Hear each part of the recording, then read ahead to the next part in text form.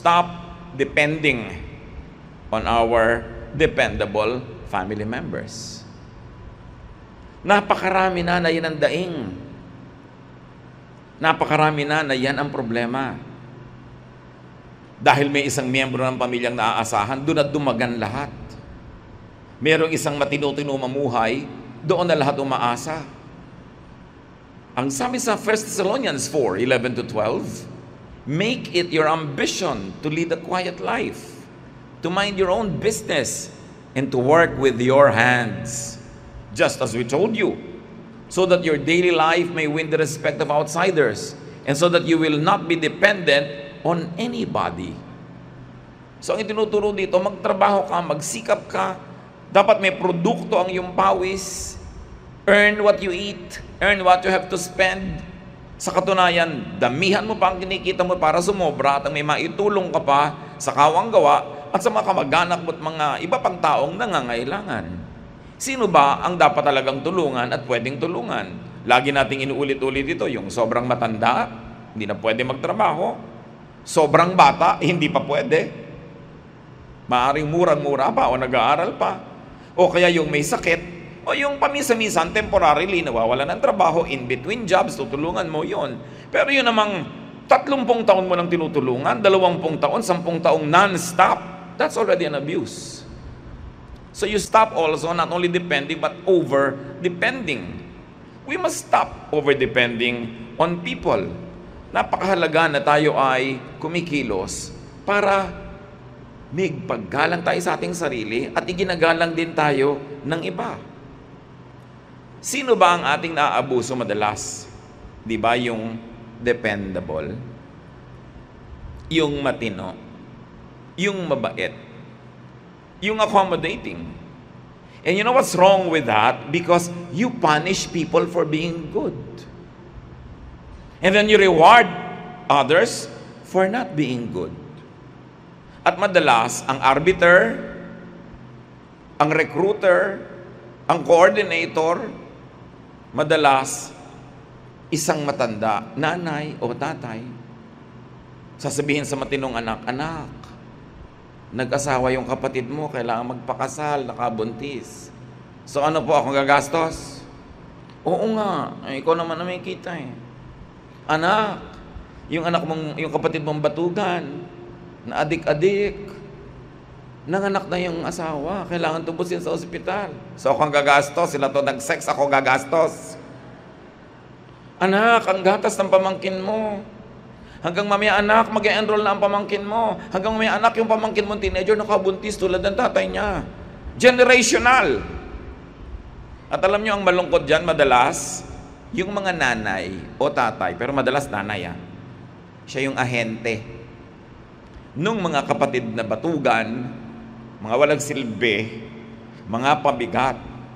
Pag ayaw mo ng tulungan, iiyakan ka ng nanay mo. Siyempre, nababagbag naman ang loob mo.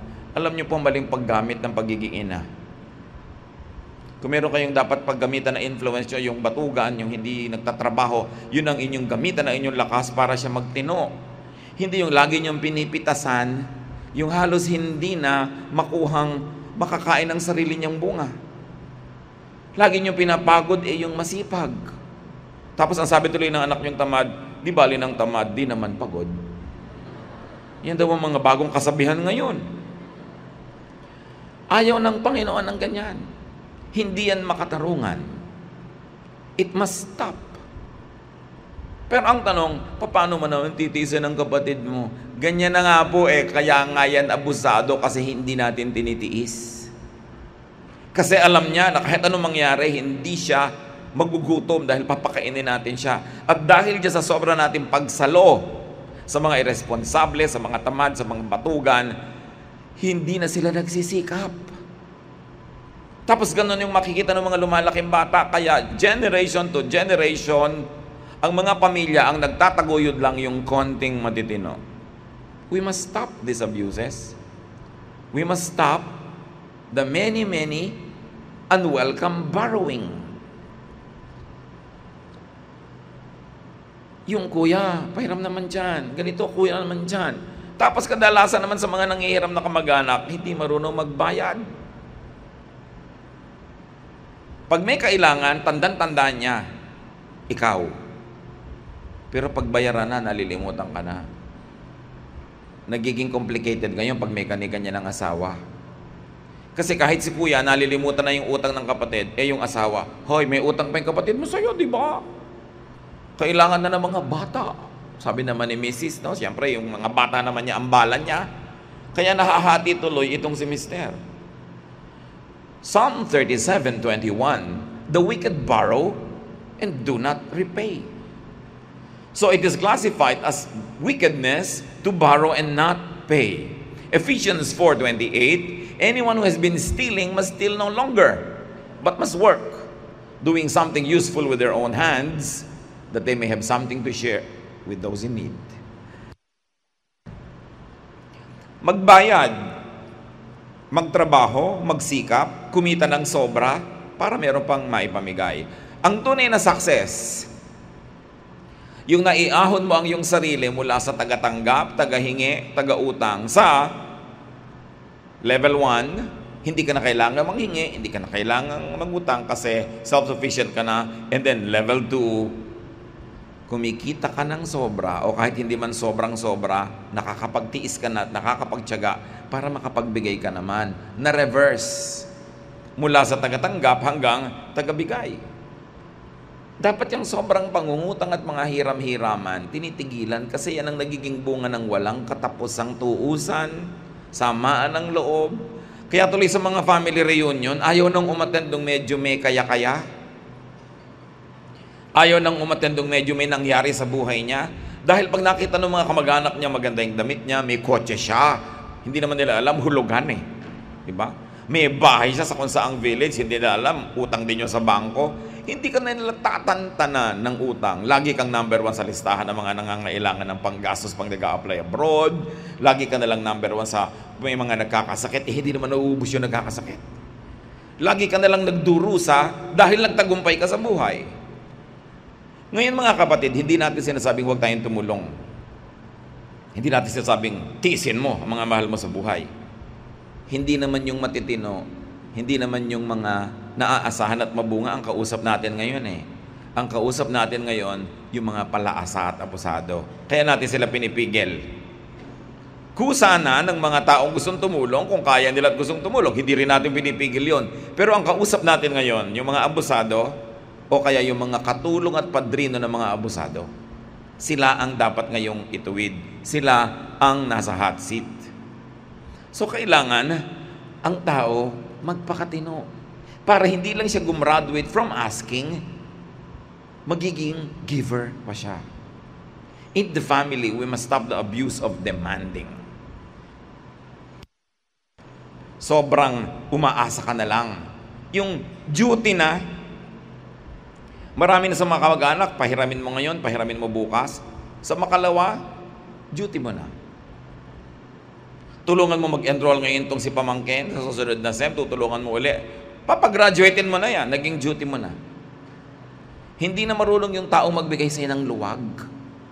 Meron naman, tinutulungan mo na nga si kapatid A, para hindi na matulungan ni B, kasi si B ay walang pantulong, pero medyo sufficient naman si B. Maiinggit pa ngayon si B dahil binibigyan mo si A, siya din kailangan mong bigyan.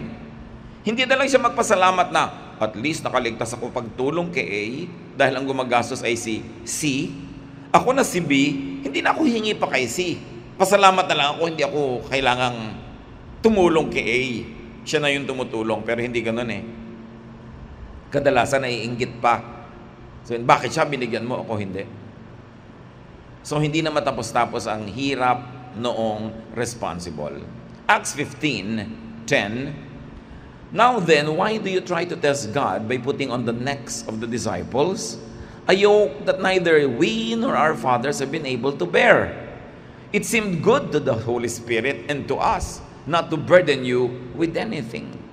Ang context naman ito, religious context. Pinapatawan ng mga Jewish believers, yung mga Gentile people who have become Christians, pinipilit nilang pasanin yung mga tradisyon ng mga Jews at magpakahudyo rin. At sabi nila, bakit natin sila kailangan pabigatan? And of course, we can apply that. Although it is in religious context, it has practical applications. Why make life difficult for people? Bakit kailangang pabigatan? Kakambal niyan, syempre, stop disturbing people needlessly. Lahat ng pinag-uusapan natin dito, mga kapatid, yung abuso na, yung sobra na. Pero kung talaga nangangailangan ka, pwede ka naman syempre mang-abala ng kapatid, ng hipag, ng pamangkin, ng nanay, ng tatay, ng anak. Pero yung habit mo ng mang-abala, naging tungkulan na nilang paabala, yun ang pinag-uusapan natin dito. Stop involving people in your self-made problems. Tulad nga nung mga hindi nagpapakatino, biglang makakabuntis kung saan-saan, pero ang gagastos, yung pamilya niya. Dapat kung hindi mo kayang gastosan, yung magiging bunga ng iyong pagkakamali, huwag kang magkamali. O kaya, huwag kang paulit-ulit, matuto ka naman. Hindi natin dapat isinasangkot ang mga mahal natin sa buhay sa lahat ng gulong kusa naman nating pinasok. Ba't hindi sila kasama nung pumasok tayo sa gulo, tapos ngayon kasama sila sa paglabas natin? Hindi ba, sana kung pamisa-misan, kung sa buhay mo once, twice, thrice, pero kung nakakapito, 8, 10 beses ka na, lampas ka na sa kota. Dapat yun, mahiya ka na to the point na magpakatino. Hindi yung ang dami mong gagawin, maglalasing ka, magkakaproblema ka, tapos magpipiansa yung iba. E di pakulong ka, gano'n na lang. Total, ginawa mo, di pakulong ka. Bakit ka ngayon hihingi ng pampiyansa, panggastos, pangkaso? Nilikha mo yan. Yun ang problem sa ating society, mga kapatid. Injustice. Hindi lang sa legal justice systems natin. Sasabihin natin, ang daming injustices na gaganap sa ating mga korte. Sa mga sarili lang nating tahanan, ang daming injustice. What is injustice?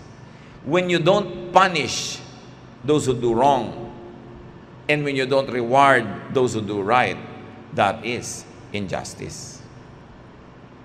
And many times, even the elders in the family are the arbiters of injustice, because they will punish the good and performing members of the family to reward those who are continuously manufacturing their own troubles.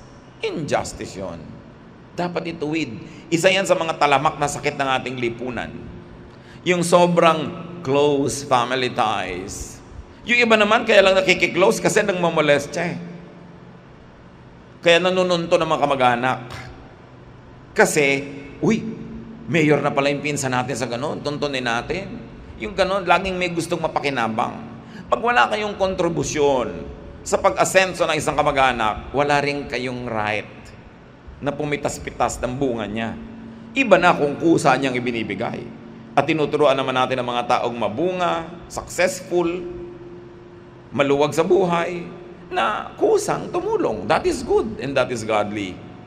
Pero ang kausap nga natin ngayon yung umaabuso eh. At dapat nating intayin na pagkusaan tayong bigyan. Maraming mga tao, bahagya ka nang nakagawa ng konting karangalan sa iyong sarili. Hirap na hirap ka halimbawa na maging teacher, pumasa sa exam, maging teacher. Hirap na hirap ka na maging respectable person. Tapos meron ka isang pinsan na biglang magra-run in politics. Nang ugali niya hindi naman maganda, lasenggo dito at lasenggo doon, babaero dito at babaero doon.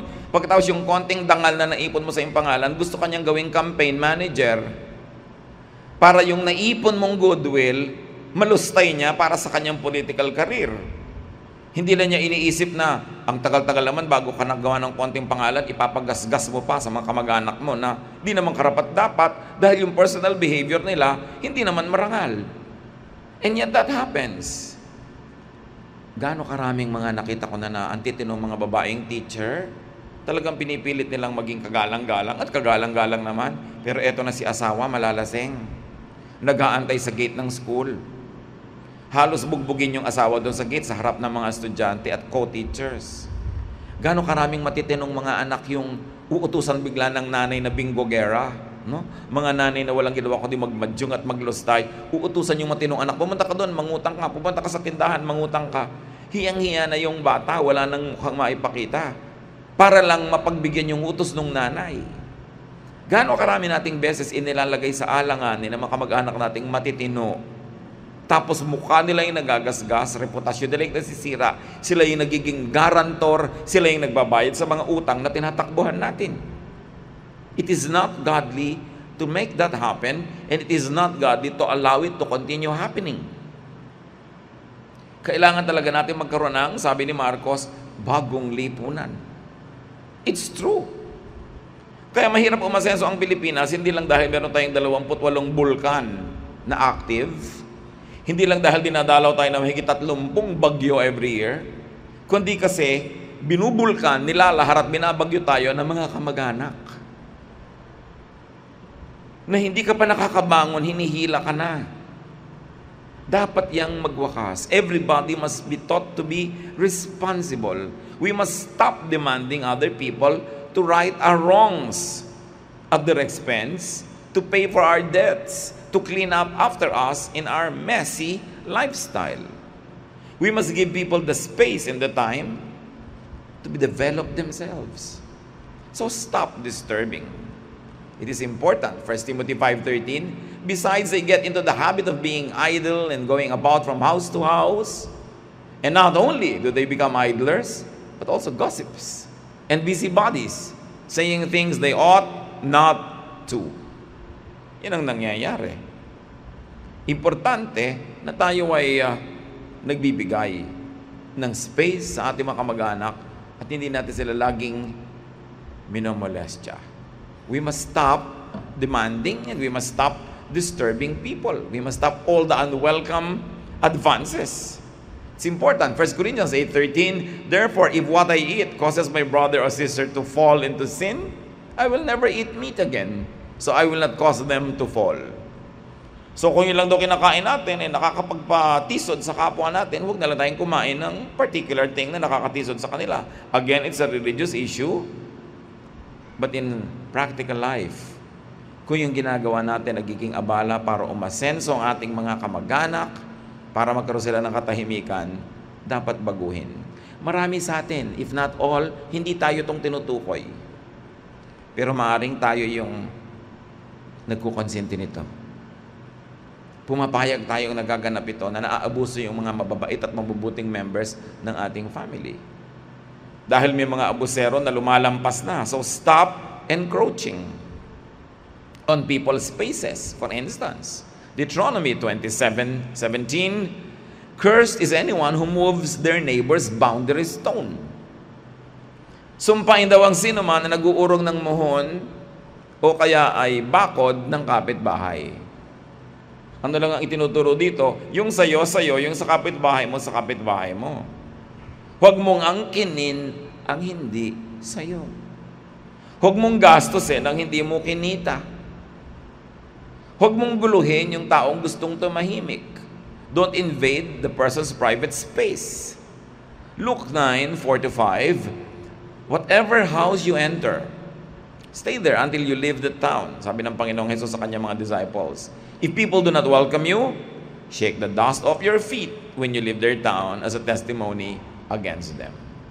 There are many meanings of this message, but one is, kung hindi ka welcome, di huwag ka tumuloy. Kung ayaw kang papasukin, balik. Huwag ka magpilit.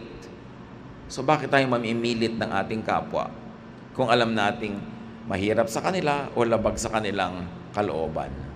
Huwag nating sakupin yung kanilang private space at huwag din nating sasakupin yung kanilang private time. Don't encroach on time. Proverbs 27:14, if a man loudly blesses his neighbor in the morning or early in the morning, it will be taken as a curse. Blessing na nga eh. Pero pag ang ingay-ingay mo daw, bine-bless mo yung neighbor mo, umagang-umaga, tulog pa siya, para nang sumpay ang blessing mo. In other words, tulog pa siya, hayaan mo siya matulog. Ang daming guilty niyan sa mga pamilya, ha?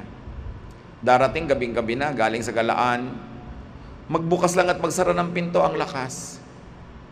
Bubuksan pa lahat ang ilaw. Magbubungkal pa sa kusina, naglaglagan na lahat ang kutsara. Dapat pag dumadating ka at may tulog, para kang pusa sa pagkilos. Dapat siguro ang mga tao pag-aralin ng Kung Fu. Kasi nakakapaglakad ka dyan ng dahan-dahan no? Na minsan nga may papel na nilalakaran, hindi na pipilas. Pero merong darating ng maaga, ng maagang-maaga, magigising yung mga tulog pa. Dapat meron tayong paggalang sa ating kapwa at sa oras nila. Oras ba ng pag-aaral ito ng bata? Sobrang pag-uutusan. Oras ba halimbawa ng pamamahinga ni Mrs.? Pahinga na niya yun. Huwag mo na siyang pag-asahan pa ng mga babangon pa para sa'yo. Dapat ginagalang natin yung oras ng kapwa. For everything there is season, and a time for every matter under heaven. Napakahalaga na iginagalang natin yung oras ng kapwa. Oras ng pahinga niya, oras ng tulog, o oras ng saya. Nagsasaya siya. Eto ka na naman ngayon, may ibubunton kang problema sa kanya. Paminsan-minsan lang siyang matawa, paminsan sumaya. Kung hindi naman emergency yung problema mo, pwede mo na ipaghitay ng bukas, ng makalawa, para sumaya naman siya. Paggalang sa ating kapwa. 1 Timothy 1:4, warn them to stop wasting their time, and especially also the time of others. Don't waste time. Yung mga iba pa, ugali ito ng maraming babae. Nagtatrabaho si lalaki, text ng text. Inaabala. At kung nakadistino sa malayo-layo, umuwi ka ngayong gabi, nangungulila ako sa'yo. Ano? Nagtatrabaho, pinapauwi mo. Eh siyempre, sinabi mo nangungulila ka, biglang nangulila na rin.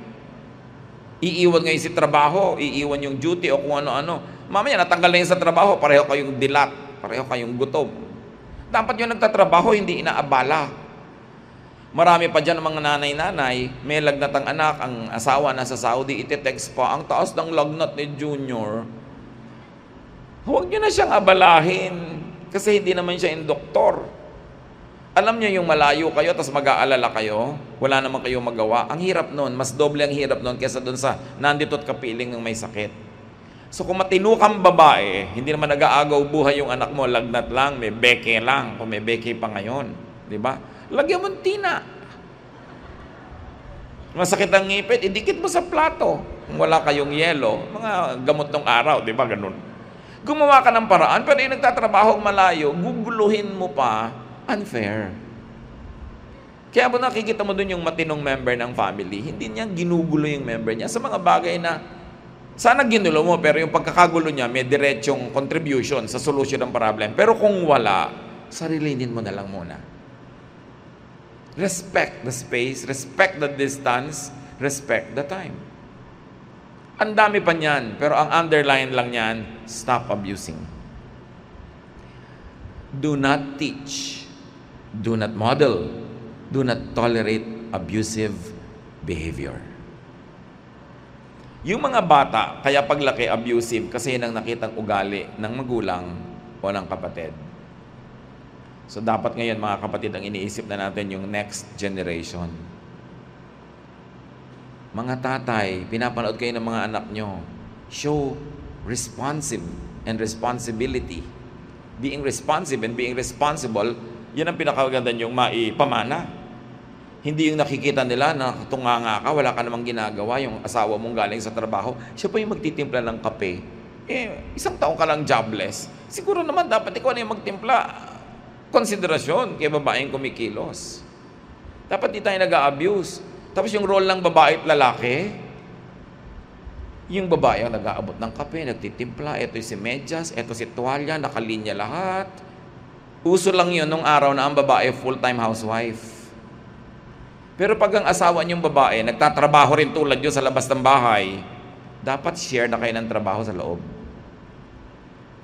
Isipin naman yung babae, kawawa naman. Tulog pa si mister, gising na yan dahil nagluluto. Tsaka hindi yun, paplansyahin pa niya yung sinampay niya kagabi o pinatuyo niya sa electric fan. Diba? Pagkatapos maghahain o kakain ngayon si lalaki, magliligpit pa si babae, pero si lalaki, alis na. O pareho silang papasok. O pareho ngayon silang uuwi mamaya, si babae dadaan pa sa supermarket o sa talipapa. Maghihinain pa ng isda, magluluto pa ng hapunan, habang si lalaki nanonood ng TV, hindi pa ba luto? Hindi pa, kasi hindi ka tumutulong eh. No? Pagkatapos maghahain ngayon si babae habang nagbababad ng damit sa palangganan niya. Dahil mamaya kukusot-kusotin pa niya yun di ba?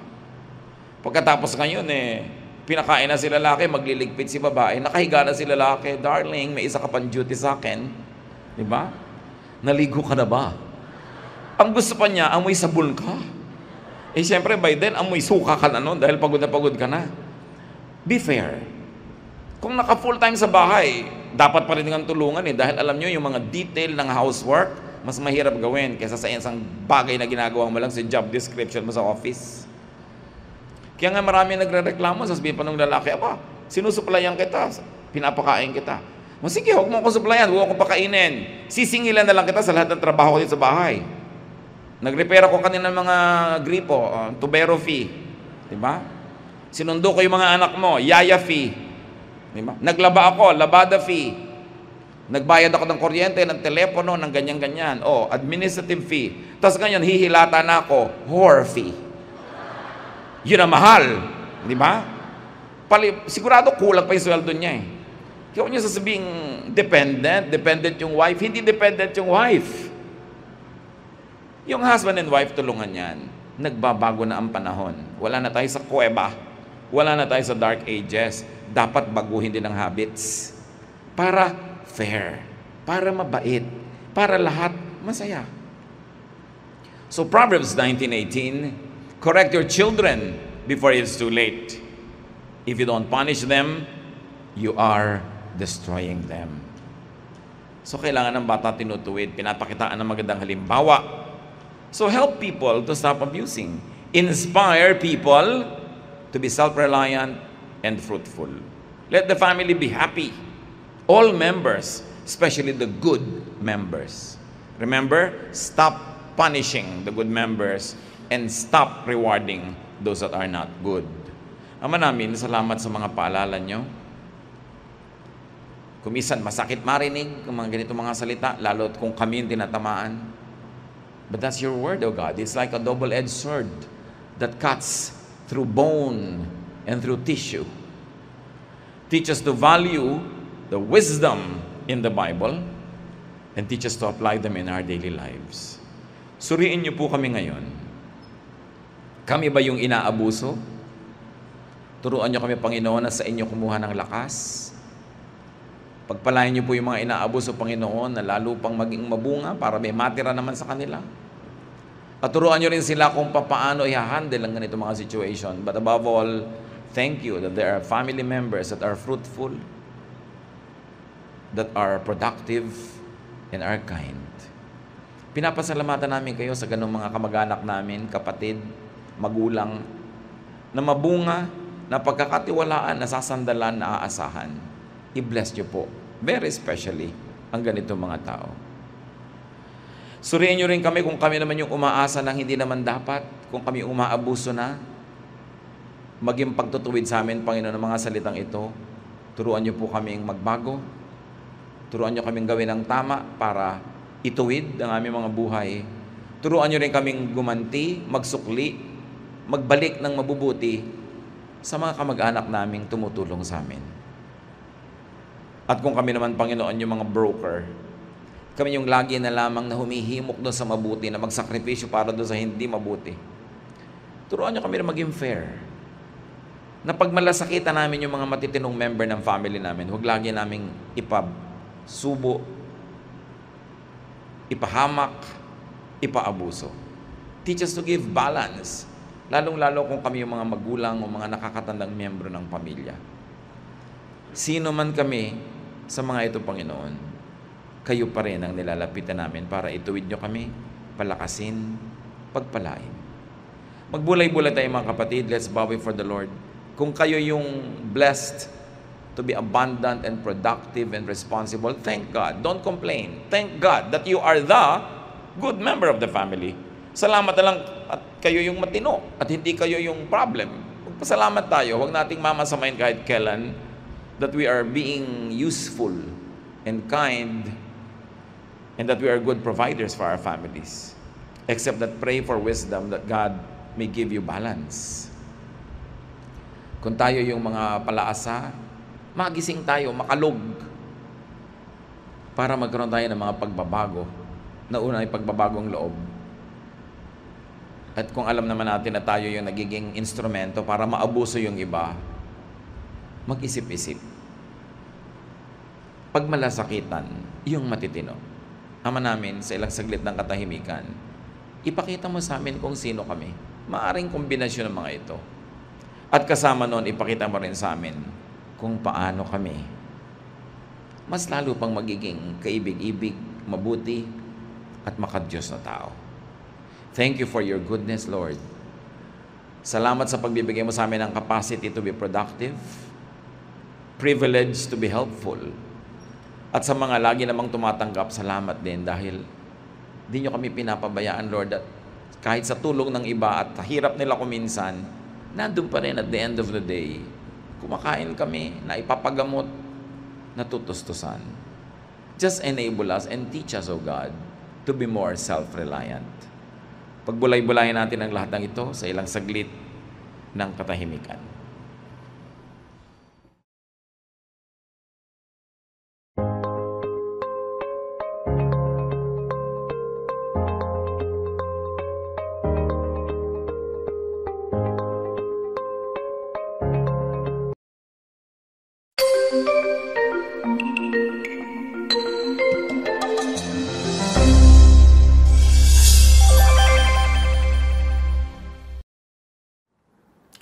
Is it really possible to know God?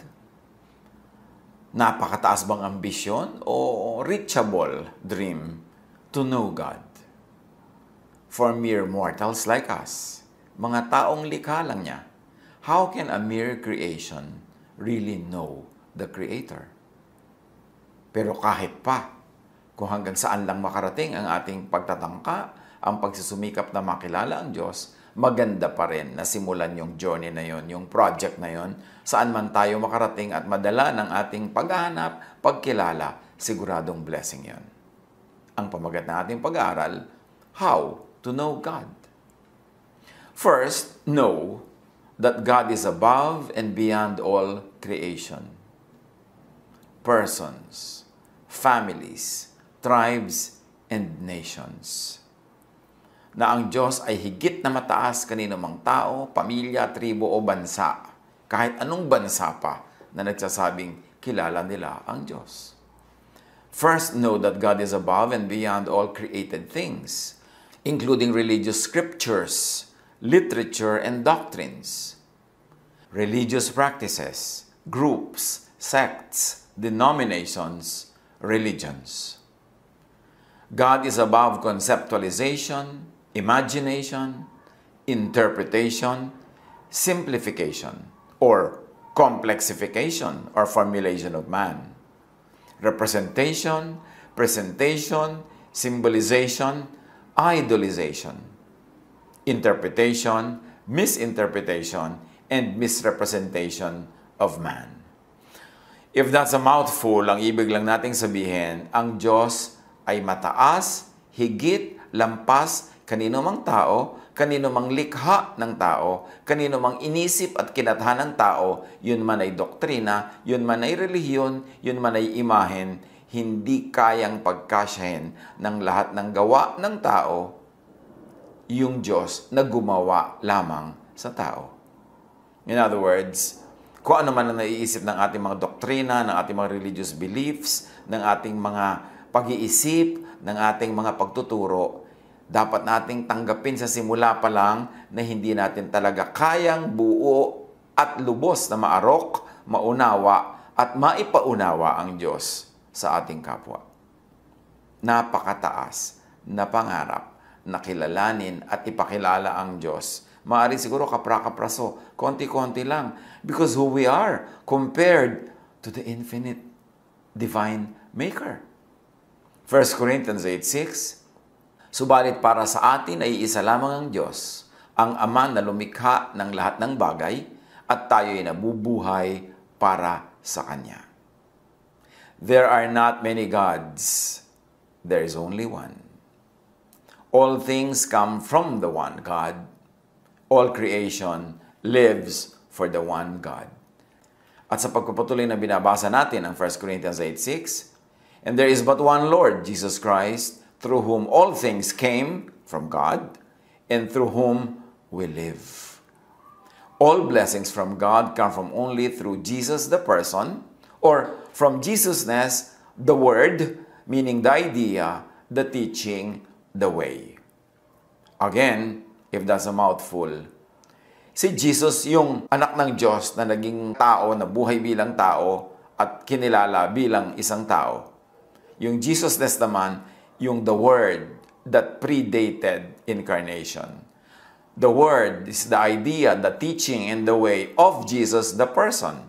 Kaya merong Jesus, merong Jesus-ness. Romans 2:14-16, kapag ang mga hentil na hindi saklaw ng kautusan ay gumagawa batay sa panuntunan nito ayon sa kanilang likas na pag-iisip, ito'y nagiging kautusan na para sa kanila. Ipinapakita ng kanilang mga gawa na nakasulat sa kanilang puso ang panuntunan ng kautusan. Pinapatunayan din ito ng kanilang budhi, sapagkat kung minsay sila'y sinusumbatan nito, at kung minsan na sila'y ipinagtatanggol nito sa kanilang isipan. So ang Diyos daw, hindi rin kayang kulungin sa mga kautusan ng mga Hudyo, sa kanilang mga scriptures, sa kanilang mga batas. Kasi kahit yung mga taong hindi Hudyo, labas sa kultura at kasaysayan ng mga Hudyo, labas sa kanilang paniniwala at relihiyon, sila man ay kinasihan din ng Diyos at alam din nila ang utos ng Diyos. Kung hindi man ito nakasulat sa bato o sa papel tulad ng sa mga Hudyo, nakasulat naman ito sa kanilang puso. So ang laki ng Diyos, hindi pwedeng ikulong lang sa Israel o sa mga scriptures ng mga Hudyo. Sapagkat ang Diyos ay nasa lahat-lahat ng tao, nasa lahat-lahat ng lugar, at nagpapakilala rin siya outside of the Jewish scriptures. Kaya nga kahit wala silang batas ng mga Israelites, alam din nila yung batas na yon kasi isinulat din ng Diyos sa kanilang puso. The Jews have their law carved in stone or written on paper. Meanwhile, all non-Jews, the so-called Gentiles, all other peoples have the law from one and the same God written in their minds and on their hearts. So, hindi pwedeng pagkasyahin, ikulong at kanyahin, sarilinin ang Diyos maging ang kanyang mga kautusan. Even the Israelites needs God's law to be written in their hearts. Meron na nga silang nakasulat sa bato, meron na silang nakasulat sa papel, pero kailangan sila man, kauna-unahan, dahil mahilig sila sa batas, sila man ay sulatan ng batas sa kanilang mga puso. Hebrews 8:10, "This is the covenant I will establish with the people of Israel after that time, declares the Lord. I will put my laws in their minds and write them on their hearts." So, ibig sabihin lang dito, sa kabila ng dami-daming nakauka sa bato nilang mga batas at dinami-raming nakasulat sa papel at sinaulo nila at kinakanta nila, kailangan pa rin isulat ng Diyos sa kanilang isip at puso ang kanyang mga tunay na utos. To be written in their hearts, not in stone, not on paper. At sabi pa ng Diyos, I will be their God, and if I may add, not their law. And they will be my people, if I may add, not the people of the Pharisees. So, kahit na pa nga, napaka-religyoso ng Israel, hindi pa rin sapat ang alam nila. Hindi pa rin sapat ang mga kasulatan nila. Kailangan pa rin isulat sa kanilang puso at isip yung mga nakakaligtaan nila. At ito rin yung isusulat sa mga puso at isip ng mga taong outside of Israel na walang mga Jewish scriptures. Ganon kalaki ang Diyos, hindi pwedeng solohin o pagkasyahin sa isang relihiyon. Deuteronomy 6:4, Hear, O Israel, the Lord our God, the Lord is one. Before man, tribes, nations, religions, was God. Wala pang tao, nandun na ang Diyos. So, hindi pwedeng mauna ang relihiyon sa Diyos. Kasi marami na ngang tao, wala pang relihiyon eh. Na-develop lang yung religion over time, after a long stretch of time. So, paano mo pagkakasyahin ang Diyos sa religion? Mas nauna pa ang Diyos sa religion. Yes, merong parts of God na pwedeng maintindihan ang religion, pwedeng maipaunawa, pwedeng pagsalusaluhan, pero higit na dakila ang Diyos kaysa sa religion. Kaya hindi pwedeng sabihin ng religion na siya lang ang may alam tungkol sa Diyos, siya lang ang may katuruan tungkol sa Diyos, dahil ang religion ay gawa ng tao. Kahit pa nga sabihin may revelation ng Diyos dyan, kahit pa nga sabihin may mga part dyan na galing sa Diyos, pero marami sa religious doctrines gawa ng tao. May administrative doctrines nga ang religion, hindi naman yan ang concern ng Diyos. Merong mga paraan kung paano mananamit, kung paano magkakain, na cultural lang yan. Hindi yan universal law of God. So, hindi pwedeng pagkasyahin sa loob ng bote ng relihiyon ang Diyos. It's presumptuous for any religion to think na siya lang ang nakakakilala sa Diyos at siya lang ang pwedeng magpakilala sa Diyos. Job 38:4, parang tanungan ng Diyos sa tao, "Where were you when I laid the earth's foundation? Tell me if you understand." So nauna na nga ang Diyos kesa sa mga tao, tapos ang tao yung ngayon, ang yabang-yabang, parang kilalang-kilala niya ang Diyos, at siya pa ang nagsasabi kung ano ang gusto ng Diyos, kung ano ang kalooban ng Diyos. Sine-second guess pa niya ang Diyos. Before man, tribes, nations, religion was Jesus and Jesusness. Ang pinagkaiba ng Jesus sa Jesusness, si Jesus yung Jesusness na naging tao, idea na naging tao, word that became flesh, word that was incarnated as man. Siya yung Jesus. Pero yung na-incarnate na idea in Jesus, yun yung Jesusness. Bagamat yung pangalang Jesus, syempre, huli yun. Nauna yung idea ng word, which we call Jesusness, as back projection of the name of Jesus. Pero kung chronologically, syempre, nauna yung word, nauna yung Jesusness, kesa doon sa Jesus. Pero binaback pedal nga natin yung pangalan para lang for reference. So, ang Jesus, yung tao, Jesusness, yung ideya ng tao, na yun, yung katuruan niya, yung essence niya, yun yung Jesusness. Kaya, wala pa yung Jesus na tao, nandun na yung Jesusness. Because in the beginning was the Word. If we're going to equate it with Jesusness, the idea that Jesus stood for, lived for, and lived again for. In the beginning was the Word, and the Word was with God, and the Word was God. So the Word, Jesusness, was there in the beginning before the person, Jesus. Colossians 1:17, He is before all things, and in Him all things hold together. Nauna na si Jesus sa lahat, at siya ang humahawak, naglalakip-lakip sa lahat para umandar ang creation.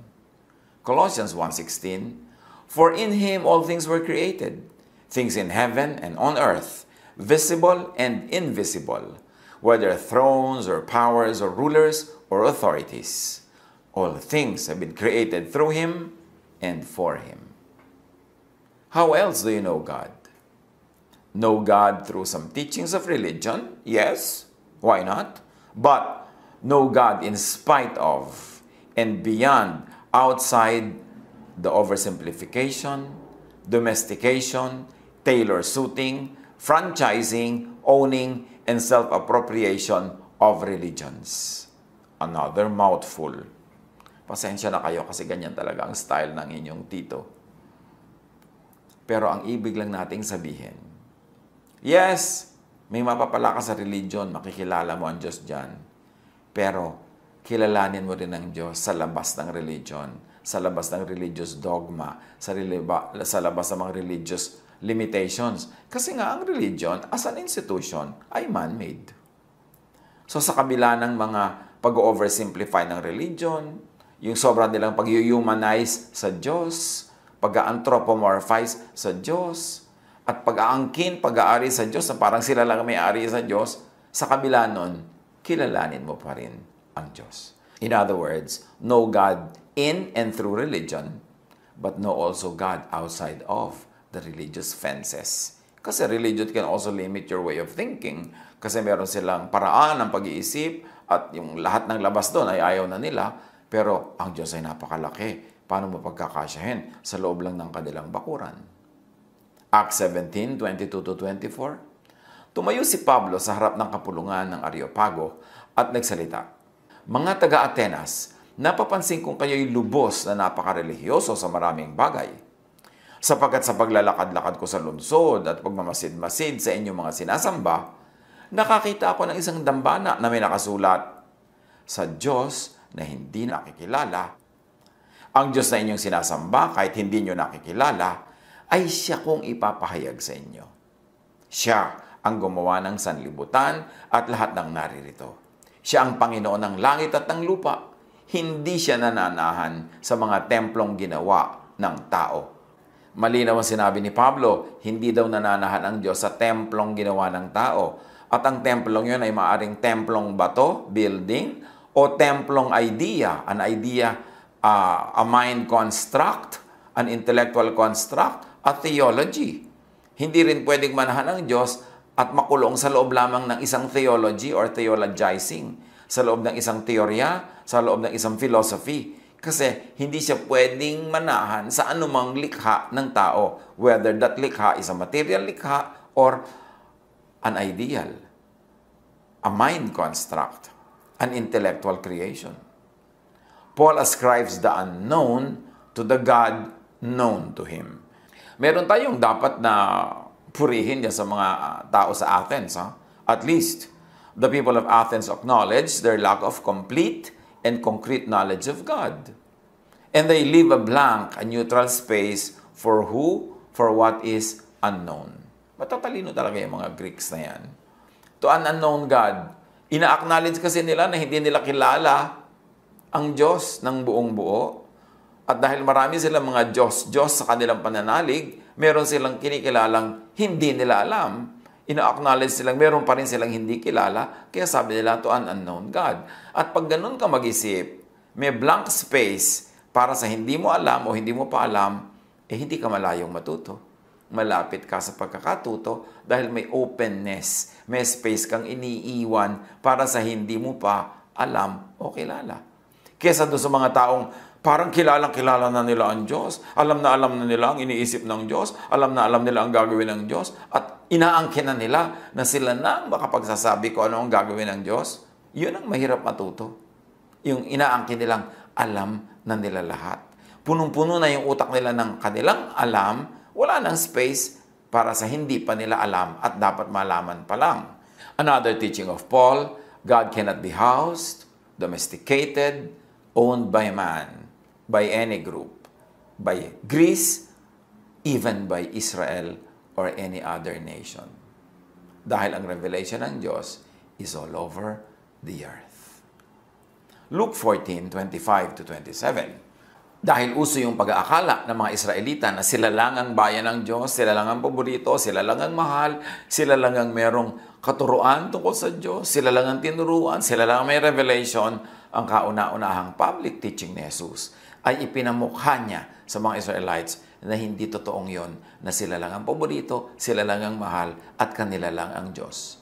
Sa Luke 14:25-27, sa kanyang pangangaral, sabi ni Jesus, I assure you, that there were many widows in Israel in Elijah's time, when the sky was shut for 3.5 years, and there was a severe famine throughout the land. Yet, Elijah was not sent to any of them, but to a widow in Zarephath, in the region of Sidon, sa labas siya ng Israel. And there were many in Israel with leprosy in the time of Elisha the prophet, yet not one of them was cleansed, only Naaman the Syrian, who was not an Israelite. So dito nililinaw ni Jesus, yes, siyempre mahal kayo ng Diyos, pero hindi lang kayo. So huwag yung isipin kayo lang ang mahal, kayo lang ang may kilala sa Diyos, at kayo lang ang may pag-aari sa Diyos. Jesus, in these examples, sabi niya, God blessed Gentiles, not Israelites in those cases. Which means God blesses not only Israelites, but also Gentiles. All peoples. Bakit kailangan itong linawin ni Jesus? Because religions tend to own God, making God tribal or national or denominational.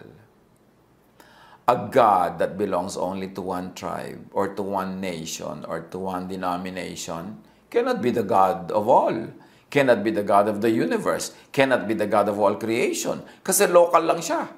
Kaya yung pag-aangkin sa Diyos, sa parang sa iyo lang yan, sa group lang namin, sa church lang namin, sa nation lang namin, dinidiminish ang Diyos, which is wrong. Because God is above all. God is in all, and everything belongs to God. Acts 10:28, sinabi niya, alam naman ninyo na bawal sa isang Hudyo ang makihalubilo o dumalaw sa isang hindi Hudyo. Nakapremise yan sa dating paniniwala nilang atin lang ang Diyos, hindi tayo pwedeng makihalubilo sa iba. Subalit ipinakita sa akin ng Diyos na wala akong dapat ituring na marumi at di karapat dapat pakitunguhan. So sabi ni Pedro, ipinakita sa akin ng Diyos na yes, Ang Diyos ay para sa lahat, hindi lang para sa atin, at hindi sila marumi at tayo lang ang malinis. Yan ay mga guni-guni lang natin. At sinasabi niya, in other words, ang lahat ay mahal ng Diyos. Ang Diyos ay Diyos ng lahat. Hindi lang ng Israel, hindi lang ng isang bayan, ng isang tribo, isang pamilya, ng isang relihiyon, ng isang denomination, ng isang sekta. Hindi pwedeng kulungin ng Diyos sa ganong kaliliit na lalagyan. Acts 26:9, akala ko rin nung una ay dapat kong gawin ang lahat ng aking magagawa laban sa pangalan ni Jesus na taga Nazareth. Because Jesus, or Jesusness, opposes our laws and traditions. Kung itutuloy ang kanyang gustong sabihin. Ephesians 2:15, Christ gave His own body to destroy the law of Moses with all its rules and commands. Bakit? Kasi yung mga rules and commands na yun, nagkukulong sa tao at nagkukulong din sa Diyos, na parang nandun lang ang kabanalan ng Diyos sa mga laws ni Moses, nandun lang ang tamang daan para pumunta sa Diyos, nandun lang ang katotohanan, kaya Christ destroyed the law. Christ reinterpreted the law and made it loving because the interpretation of the Jews of the law is not loving. Kaya pagka sinasabi nating binipilit na, paano naman i-destroy ni Jesus ang law? Sabi niya, I came to fulfill all the law. Not one dot, not one iota will be removed until everything is accomplished. Yes, Jesus fulfilled the law, but He fulfilled it in a loving way, the way of God through Jesus. Kabaligtaran na pag-interpret at pag-fulfill ng kanilang religion. Nababatuhin ka hanggang mamatay dahil makasalanan ka, ititiwalag ka, sisipain ka, ipupwera ka, na maraming kawawa.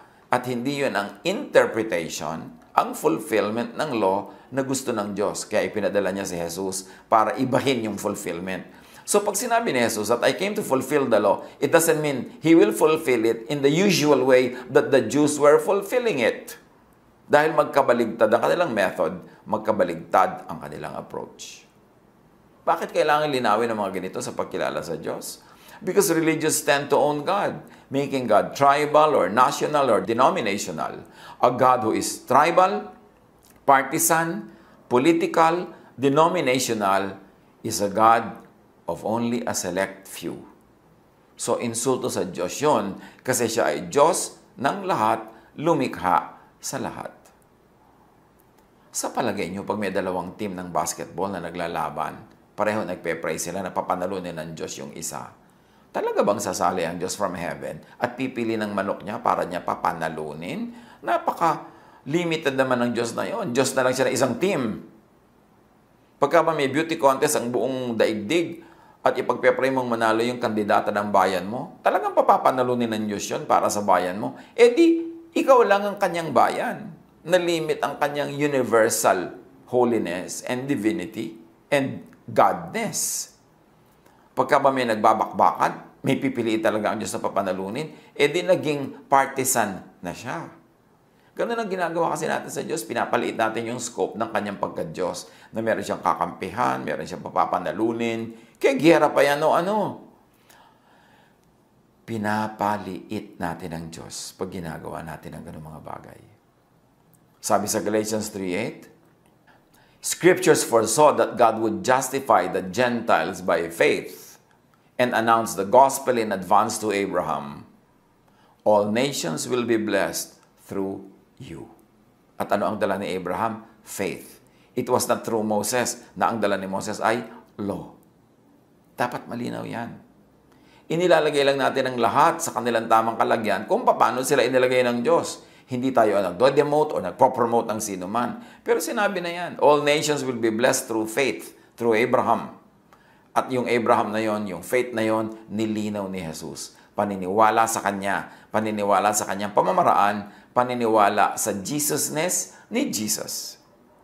Romans 4:13, ipinangako ng Diyos kay Abraham at sa kanyang magiging lahi na mamanahin nila ang buong mundo. Hindi dahil sa pagsunod niya sa kautusan, kundi dahil sa siya itinuring na matuwid sa pamamagitan ng kanyang pananampalataya sa Diyos. Remember, nauna si Abraham kay Moses. Wala pang law nung panahon ni Abraham at wala pang Israel. Si Abraham was the father of all nations, not only of Israel. Kaya lang inangkin siya ng Israel na parang Israel lang ang anak ni Abraham, samantalang siya ay Father of all nations. Again, pinaliit nila yung application at sinolo.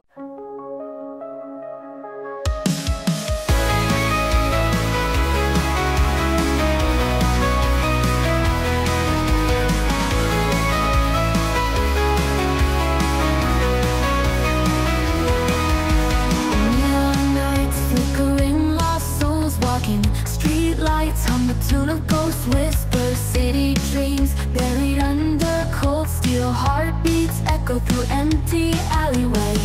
Shadows dance in holographic twilight. Silent screams beneath the cracked surface. Electric scars on concrete veins pulsing. Digital ghosts haunting these broken streets. Lights fade, whispers scream lost in static haze. Voices echo longing traces in the air. Spirits rise, neon skies, dreams in disarray. Echoes of the night calling, can't escape despair. Winding roads through virtual despair. Broken hearts left in empty squares. Faceless eyes watching from down corners. Synthetic love disintegrates like morning fog. Shadows dance in holographic twilight. Silent screams beneath the cracks of faded moon. Lonely hearts trapped in mirror reflections. Lifeless eyes staring into neon gloom. Lights fade, whispers scream lost in static haze. Voices echo longing traces in the air. Spirits rise, neon skies, dreams in disarray. Echoes of the night calling, can't escape despair. Winding roads through virtual despair. Broken hearts left in empty squares. Faceless eyes watching from down corners. Synthetic love disintegrates like morning fall. Flicker in the distance, a warmth breaks the night. A single bloom pushing through cracked concrete, a fight for something real, touch, a connection untold. A melody breaks the silence, a story to unfold. A ragged voice, a lone guitar, a song in the square, singing of hope of breaking free, a dream to repair. The lonely gather, drawn by the sound. Faces light up, shadows retreat from hallowed ground. Lights flicker, whispers rise above the static fight. Voices join the chorus, the symphony takes flight. Spirits soar, neon sky, dreams ignite the night. Echoes of the night calling, can it still in the light?